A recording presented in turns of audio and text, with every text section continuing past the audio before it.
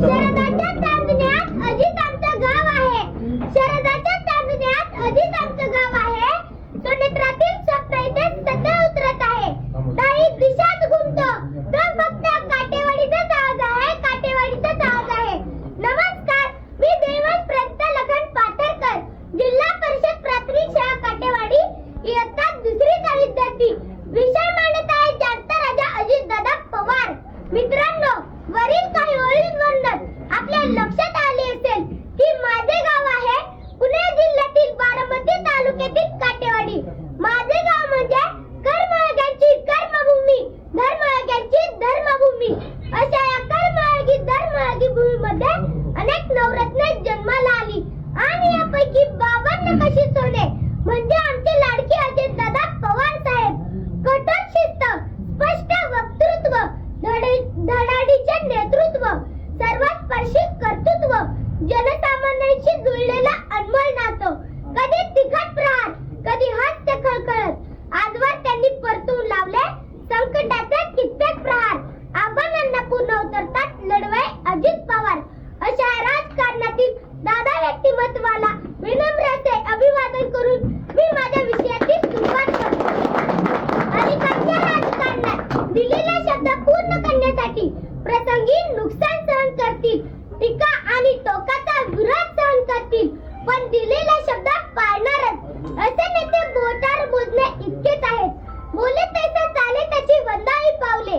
या उक्तीप्रमाणे महाराष्ट्र राज्याचे दिवंगत उपमुख्यमंत्री नामदार श्री अजितदादा पवार साहेब यांचे नाव आवर्जून घ्यावे लागेल. प्रशासनावर मजबूत पकड, पक्ष संघटनेवर मजबूत पकड, दिलेला शब्द पाळणारे, पाहतो, करतो, बघू अशा शब्दांना ज्यांच्या शब्दसंग्रहात स्थान नाही, कार्यकर्त्यांची पूर्ण माहिती असणारे, कार्यकर्त्यांच्या अडीअडचणीला उभे राहणारे, जे पोटात तेच ओठावर असणारे, टापटीपणा, स्वच्छतेची आवड, वक्तशीरपणा या गुणांना जपणारे, पर्यावरणाविषयी आग्रह असणारे. महाराष्ट्राच्या राजकारणातील एकमेव उदाहरण म्हणजे श्री अजितदादा पवार. दादांकडून आलेली काम प्रशासनाच्या पातळीवर गतीने पुढे सरकायची. याचे कारण ते वेळेवर झाले नाही, तर दादांच्या रोषाला सामोरे जाण्याची तयारी अधिकाऱ्यांना ठेवावी लागेल. दादांचा आग्रह जनहिताच्या कामासाठी असायचा, त्यामुळे दादांकडून आलेली कामे वेगाने मार्गी लावली जायची. म्हणूनच प्रशासनात दादांचा जेवढा दरारा होता तेवढा आधारही होता.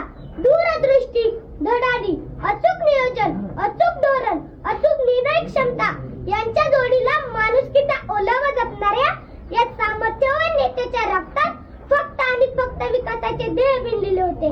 पिंपरी चिंचवड आणि बारामती सारख्या शहराच्या शिरावर डोळे दिपून टाकणाऱ्या विकास कामाचे कोंदण लावणाऱ्या अजितदादांच्या हातात राज्याची सत्ता आल्यानंतर महाराष्ट्राची प्रगती ही तितक्याच जोमाने होऊ लागली. यात मात्र शंका नाही. संपूर्ण महाराष्ट्रात दादांना आणि त्यांच्या कार्यपद्धतीला मानणारा मोठा वर्ग आहे. चुकीच्या कामांना दादा परखडपणे विरोध करतात, तर लोक उपयोगी कामात अडचण आली तर त्यांचा परखडपणा कामात दिसतो. काम झाल्यानंतर त्यांचे महत्व व दादांची कल्पक दृष्टी लोकांना समजते. महाराष्ट्रातील सर्वात कार्यक्षम नेता कोण, तर ते अजितदादा पवार होय. सकाळी 6 वाजता कामाची सुरुवात केली, रात्री 1-1:30 वाजेपर्यंत वर्षातील सर्व दिवस सलग काम करण्याची क्षमता असलेला एकही नेता राज्यात सापडणार नाही. प्रचंड प्रवास, दिवसभरात हजारो लोकांना भेटणे, अधिकाऱ्यांच्या सलग बैठका घेणे अशी सगळी कामे दादा तितक्याच कार्यक्षमतेने करत होते. म्हणूनच मी म्हणेन, अशा अनेक गुणांनी संपन्न असलेले माझे दादा एक अद्भुत रसायन होते. अजितदादा हे दूरदर्शी, वास्तूक विशारद होते. बारामती, पिंपरी चिंचवड अशा शहरांना घडवत असताना सोना ज्याप्रमाणे दागिन्याची कलाकुसर करतो, त्याच बारकाईने प्रकल्पाच्या अंमलबजावणीवर लक्ष ठेवले. या प्रकल्पाच्या भव्यतेमुळे ही शहरे आज महाराष्ट्रात एक नवीन ओळख निर्माण करीत आहे. अचूकता, कलाकुसर आणि गुणवत्ता यांचा मेळ दादाने एखाद्या वास्तूक विशारद प्रमाणे ही शहरी घडवली आहे. ज्ञानपीठ पुरस्कार प्राप्त श्रेष्ठ कवी विंदा करंदीकर यांची प्रसिद्ध कविता मला आठवते. जनतेच्या हृदयामध्ये अन्यायाची कळ आहे, जनतेच्या बहुमध्यात सागराचे जनतेच्या हृदयामध्ये अन्यायाची कळ आणि जनतेच्या भाऊमध्ये सागराचे बळ ज्याला ओळखता येते तो लोकप्रमुख राज्यकर्ता होऊ शकतो.